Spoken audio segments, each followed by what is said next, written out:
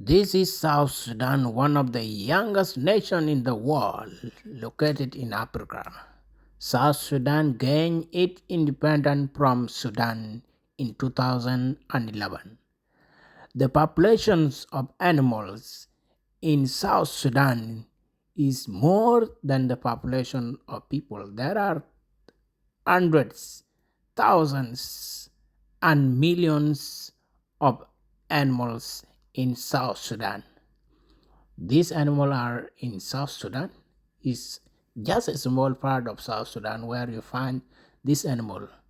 And him, you go to the other part of South Sudan, you will get a lot of animals. We have giraffes, we have elephants, we have lion, we have name it a lot, every kinds of animals.